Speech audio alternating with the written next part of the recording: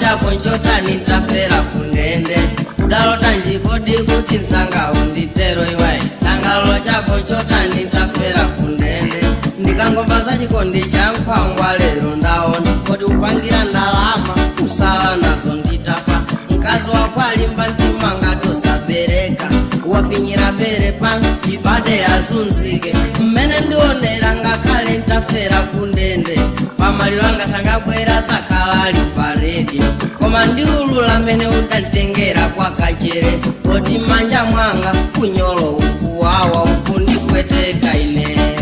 koma chuma chosindya ukasala koma undikumbuke I'll be arrested because of you my friend not so ndati chuma chosindya ukasala koma undikumbuke I've been arrested because of you my friend but one day you remember me unanditenga panjale ukalanga timbale ine osadziwa ndindale unanditenga panjale ukalanga timbale ine osadziwa ndindale mwana chibade bwera kuno tipite ku studio tikajambule nyimbo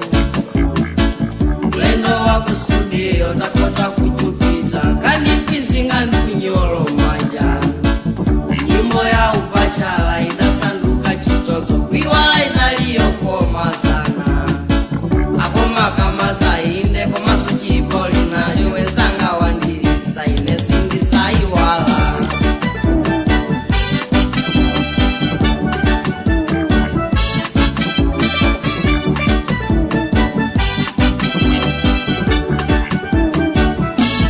walina misati sikozona iwe mbale wanga cholinga chako chibade akakwere makako indiretera kusimba umo ndidakupezera kazi wako akamakwera gali moto bwanja ndikumbuke walina misati sikozona iwe mbale wanga cholinga chako chibade akakwere makako indiretera kusimba umo ndidakupezera nkamalangula ngati tsoka chakopa mkululuke kuna miyango takhala limozi ndinudiwa chifundo kodi chifukwa cha madamu wonsoona lera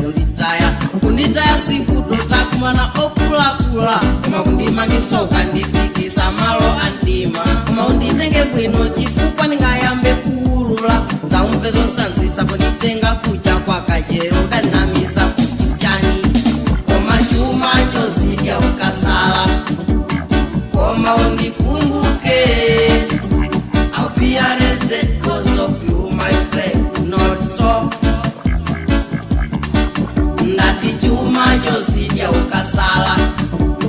koma undikumbuke